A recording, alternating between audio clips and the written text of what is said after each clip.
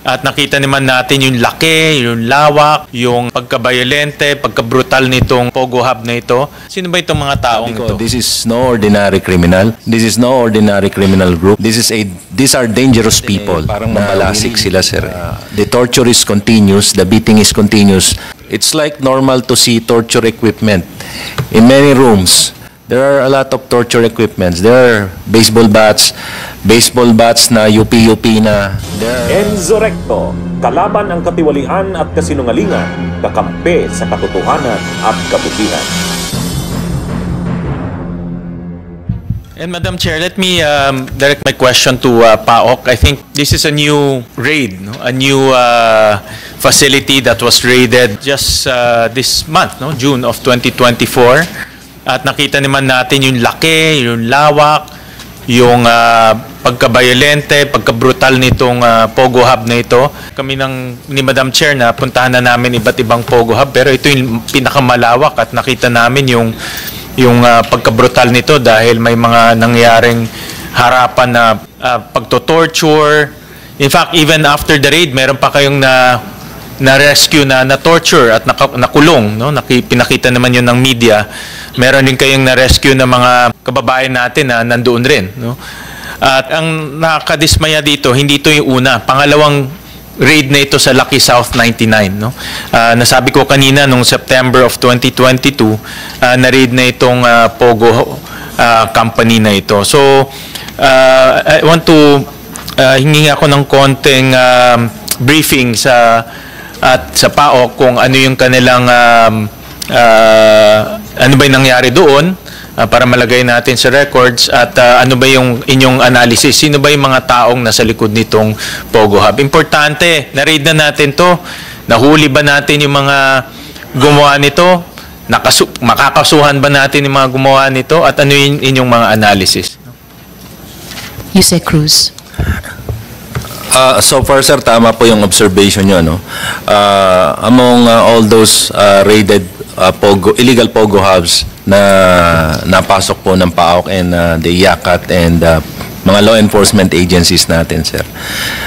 We can consider this one of siguro yung sa term natin parang mabalasik sila, sir. Kasi imagine, sir, nung nagkaroon ng leakage, nagtakbuhan po ito They care less dun sa mga iiwan nila mga tao kung mamamatay kasi after the leakage at binantayan namin kasi hindi po namin iniwan nung nagkaroon ng leakage, we still stayed there para bantayan kasi nga we want to have yung search warrant para mapasok po namin yung lugar. So we waited for another 2 days. So nagulat na lang po kami, may mga naglalabasan at may mga nagsisigawan na tao. So yun po yung mga part ng na-rescue natin and yun nga yung isang lumabas po sa media na yung isang lalaki nga po na nakaposas pa doon sa bed frame niya.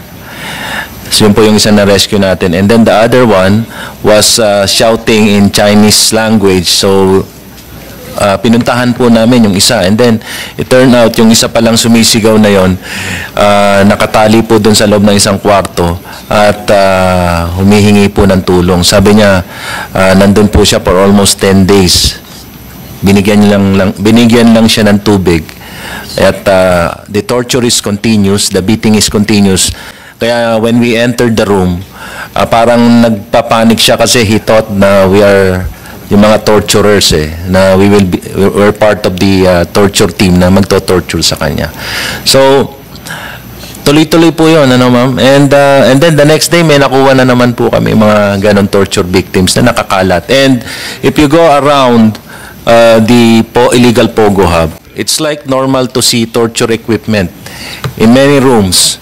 There are a lot of torture equipments. There are baseball bats na UP na. There are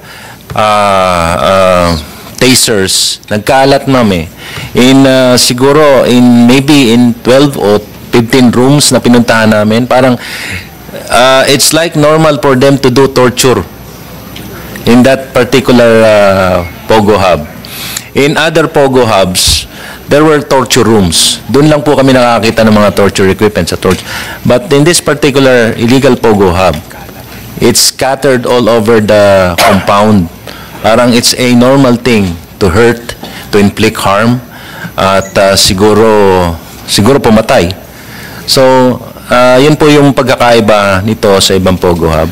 And that strikes me so much, sir. Kasi in one of the torturers na nahuli po namin, we can see pictures of torture victims, dead torture victims. Yung mga how they tied, how they handcuff torture victims sa mga beds nila, how they treat yung mga torture victims nila. There are pictures. Parang pinagmamalaki niya pa dun sa cellphone niya na we're doing this and this is our job and this is normal. Parang ganun ang dating. So, parang doon kami nanggigil. And the sad part of it, yung ibang part ng raiding team, even my picture, ma'am, nakita ko dun sa cellphone niya So, kaya nakakapanggigil, ma'am. So, sabi ko, this is no ordinary criminal. This is no ordinary criminal group. These are dangerous people na we really need to deal with, ma'am, with a strong hand. Thank you, ma'am. Nasabi niyo, Yusek, it's no ordinary criminal. Who are these criminal? This is to the best of your ability to answer. Alam ko tuloy-tuloy pa yung investigation ninyo with the other agencies. Yung natin makompromiso yun. Kung kaya nyo lang sagutin yung ibigay nyo lang yung kaya nyong sagutin para lang malagay natin sa records itong pangyayaring to. So, based on your investigation, your questioning, sino ba itong mga taong ito? In all the Pogos that we raided, normal na sir yung makakita kami ng mga fugitives, wanted persons. In one of the Pogos that we raided, 11 wanted criminals ang nakuha namin, foreign nationals. In some, there are 8, there were 6, and this, yung latest namin, 8. And checking on the background, criminal background nitong mga tao na to, sir, yung mga involvement nila hindi ordinaryong krimen Some are violent crimes. Meaning, pag sinabi mong violent crimes, parang yung pananakit ng tao and yung paggawa ng kalokohan are normal things sa kanila. So, yun ho ang nakakalungkot. And surprisingly, some of the names of those wanted persons were in the list nung SEC na sinubmit po sa atin. And yung dalawang wanted person, the one who were in Singapore right now facing money laundering cases are nasa SEC record po natin, and yet arestado po sila ngayon sa Singapore for money laundering. And we're not talking of millions of dollars, we're talking of billions of dollars, sir. Money laundering. Yung dalawang pangalan na nakita po natin sa SEC record dito sa atin. Ano sila nakakapasok dito, Yusek? Itong mga criminal syndicates, itong mga, yung nasabi nyo, no? Yung organized crime. At paano nakakapasok ganito karaming dayuhan dito sa ating bansa? Dahil, from what I understand from your news report, ini-estimate nyo mga 1,000 plus ang nandito sa Porac Pogo. Pero, nung tinanong namin ng CIDG, meron silang na-retrieve na 2,300 computers, no? So meaning if you do the basic 1:1, 2,300 ang pwedeng magtrabaho diyan dahil mayroong computers, no? So another question is, paano nakakapasok tong mga sindikatos, particularly itong Porac Pogo Hub?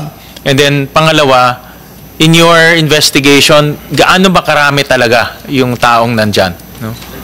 Yeah, go ahead, Dr. Casio. Dr. Casio. As of last night, ma'am, Madam Chair and Honorable Senator Gatchalian, we have identified, as I earlier stated, 14 persons of interest, and a good 8 of them have expired passports.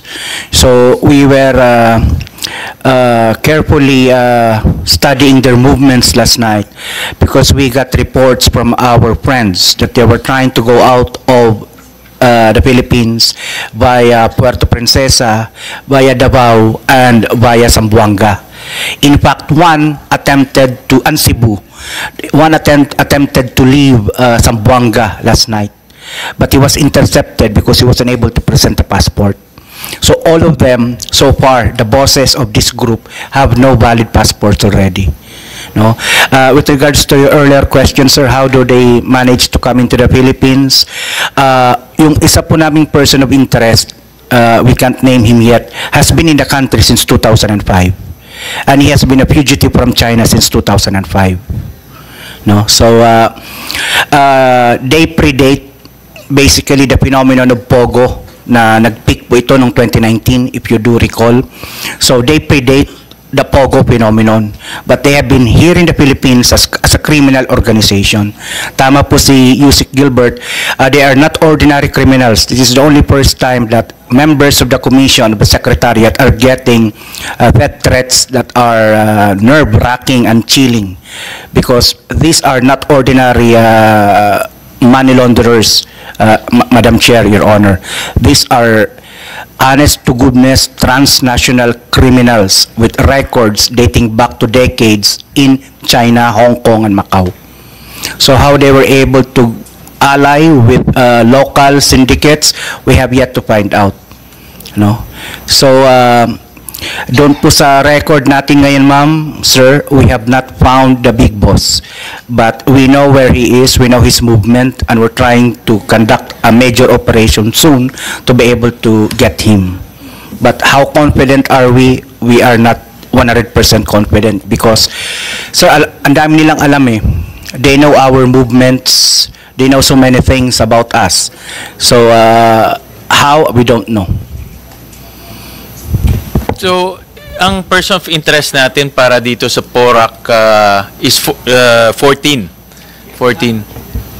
The 14 are with us now, sir. But we have still 3, including Cassie Leong, that is not in our custody. Okay. So we have 3 Chinese nationals that are unaccounted for so far.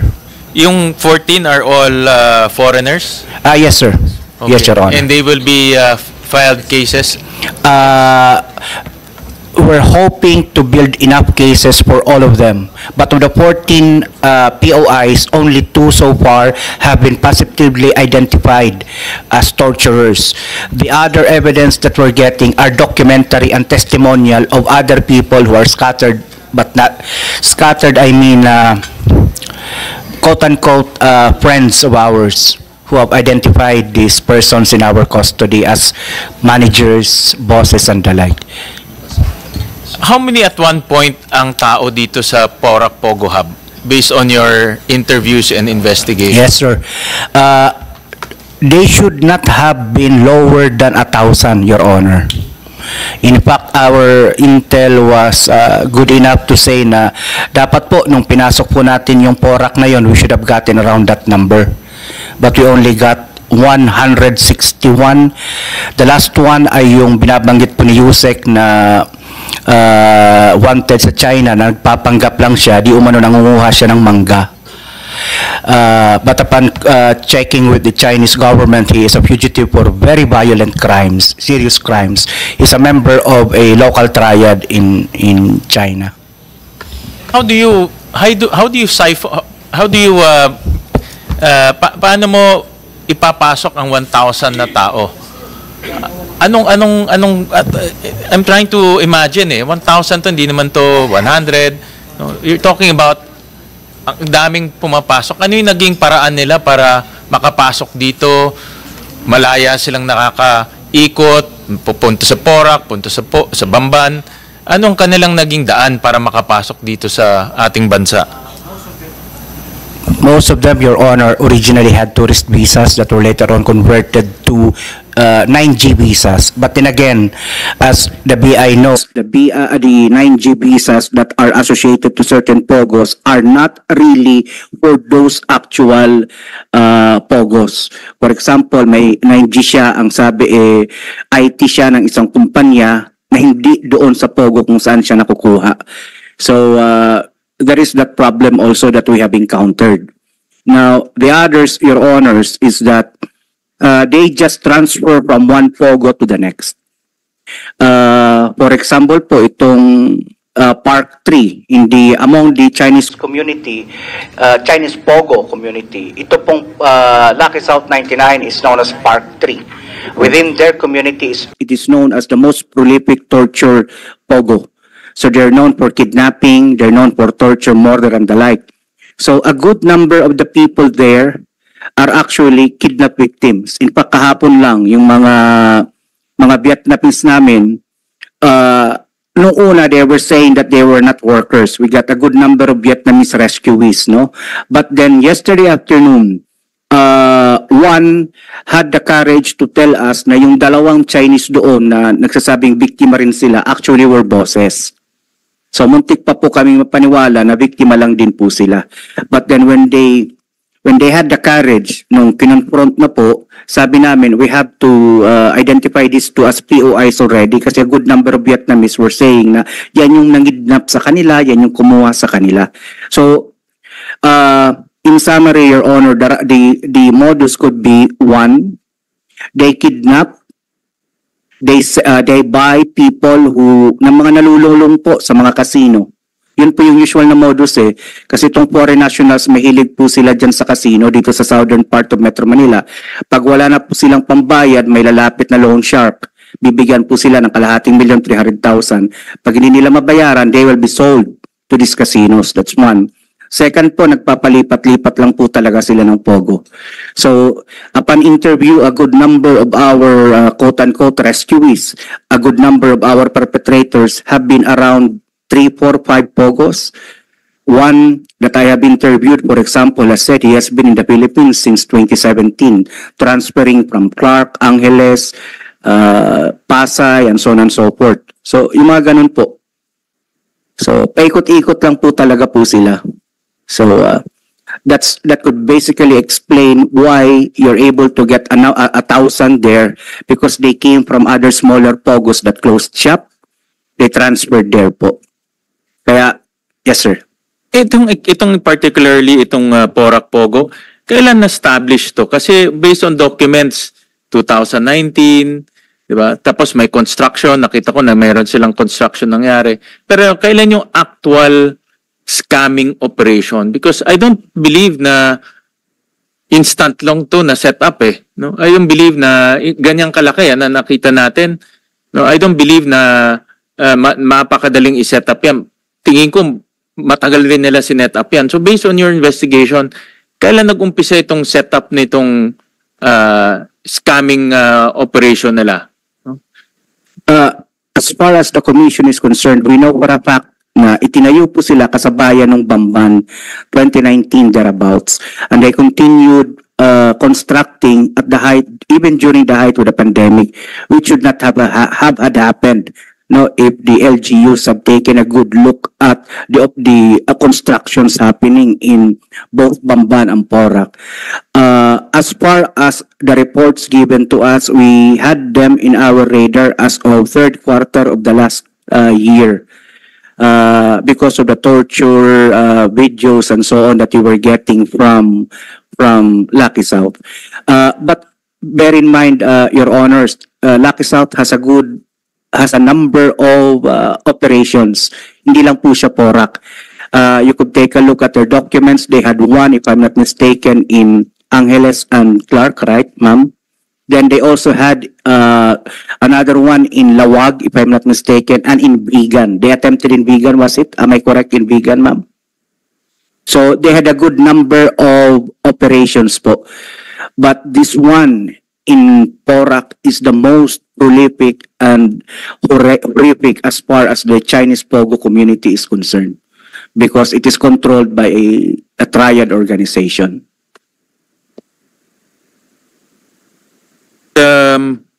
Nasabi nyo kanina, sabay sila sa Banban, and I heard also in your news reports, some of your interviews na may connection nitong dalawa.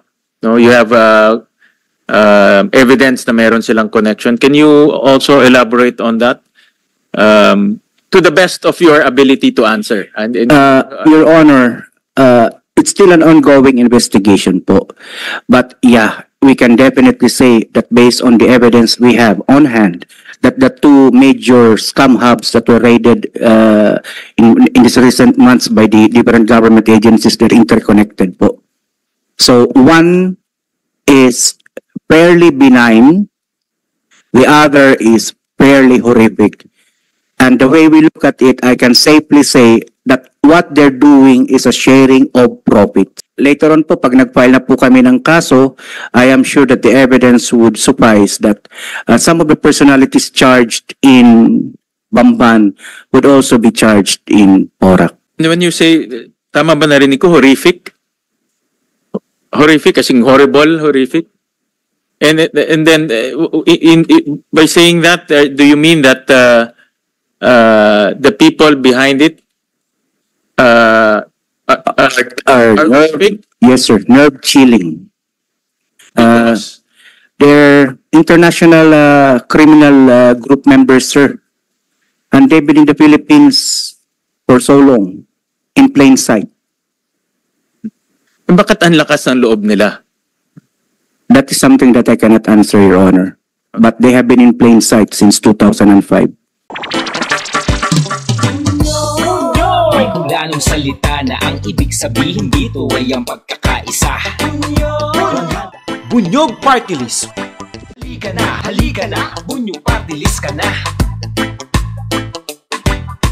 Halika na, Bunyog Party List ka na. Sa susunod, ang atinang suportahan, Bunyog Party List, nagtataguyod ng katotohanan, lumalaban para sa bayan.